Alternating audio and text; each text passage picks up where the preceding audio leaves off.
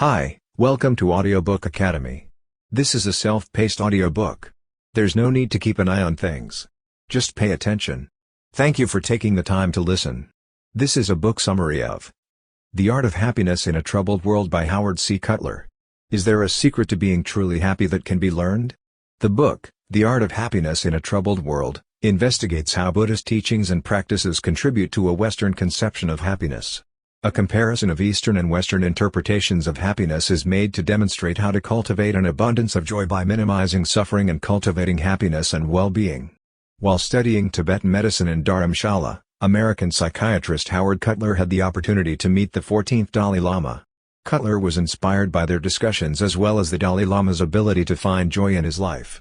When it comes to finding happiness, the Dalai Lama offers straightforward guidance. Determine what factors contribute to happiness and what factors contribute to suffering. Once you've done that, you can begin to gradually eliminate the things that cause you to be depressed and cultivate the things that cause you to be happy.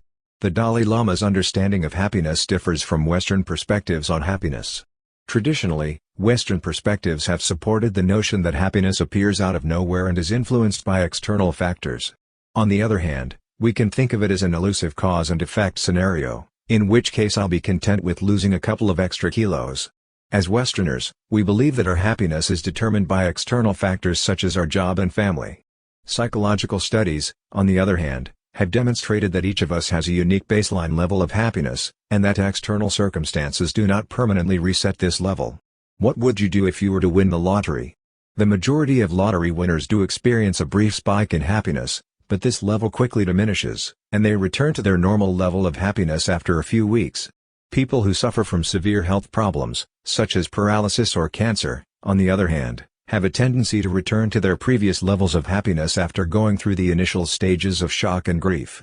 This summary provides a brief overview of the Dalai Lama's slightly different perspective on happiness. The author believes that happiness is available to all of us due to the fact that it is generated by inner resources rather than external circumstances. He contends that by training our minds, we can cultivate happiness as a long-lasting trait rather than a fleeting state that is dependent on chance, as previously thought. To be able to access happiness, we must first understand what it is like to suffer.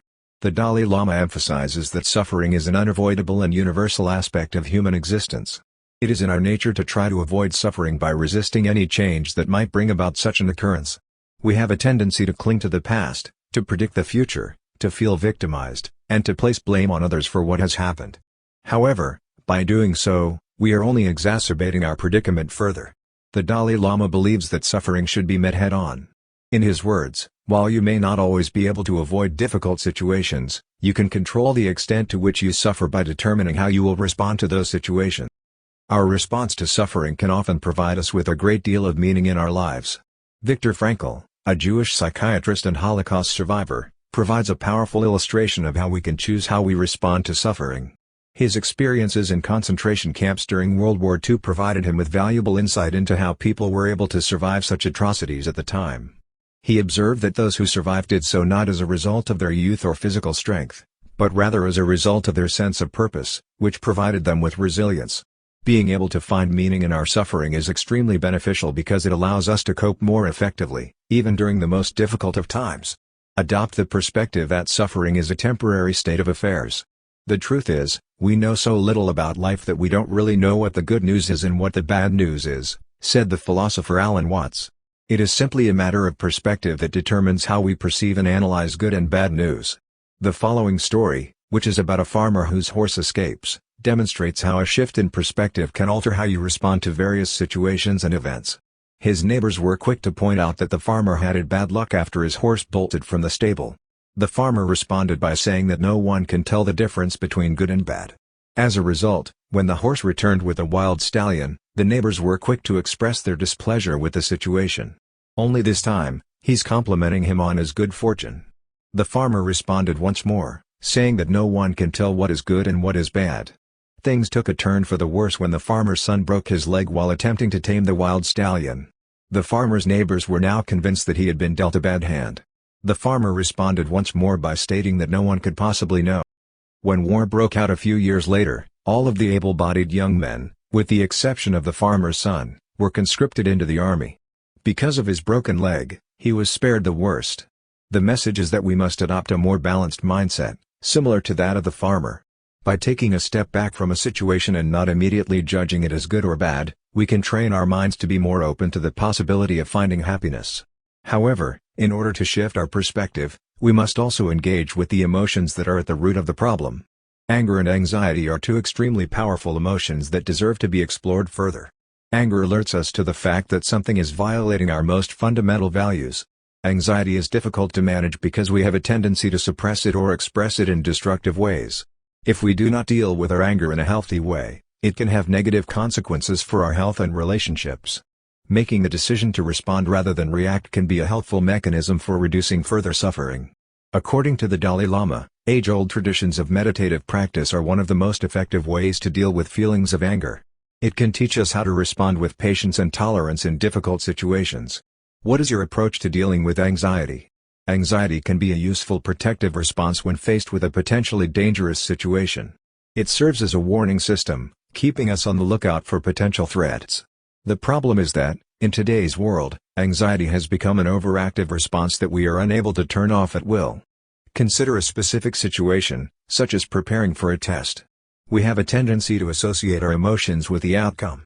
Perhaps we are dreading failure, or perhaps we are hoping to do well in our exams. If we approach the situation with sincerity, we may find that our anxiety decreases. For example, writing a test may provide us with an opportunity to cultivate and refine our writing abilities.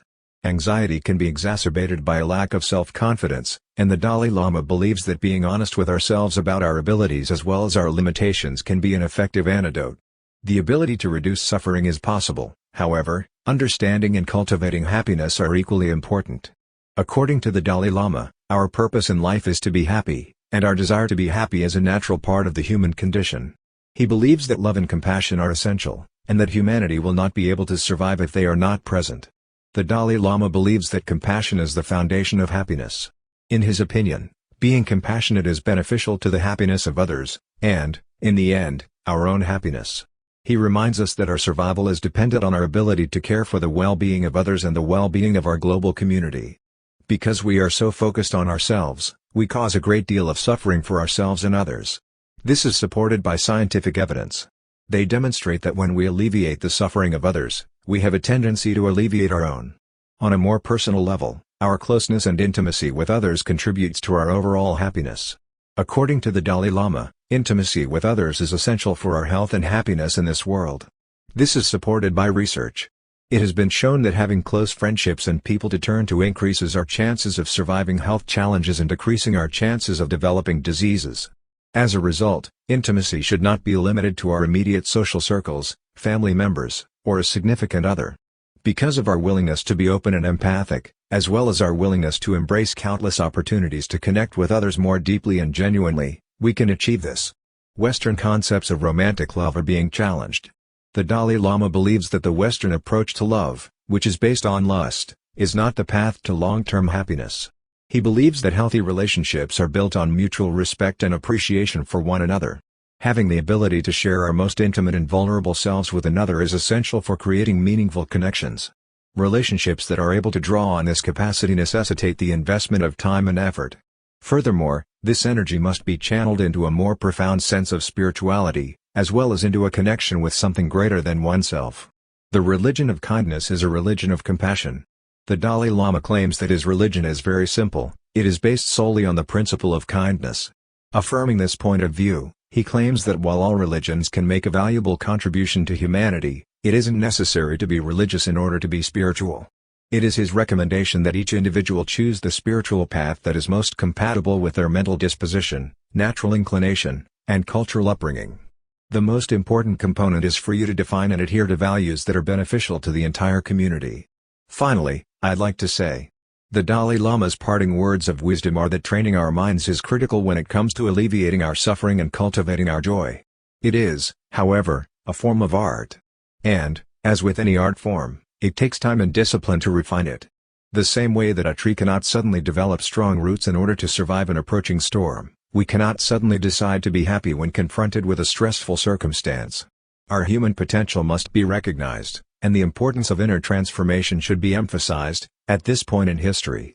We all have the ability to make positive changes in our lives in order to improve our overall happiness. According to the Dalai Lama, just as our physical bodies grow over time, our mental bodies develop over time as well. Minute by minute, day by day, month by month, year by year, and decade by decade, says the narrator. So, how are you planning on getting started? Thank you for listening in Audiobook Academy. Please don't forget to subscribe for more content like this. See you in next audiobook.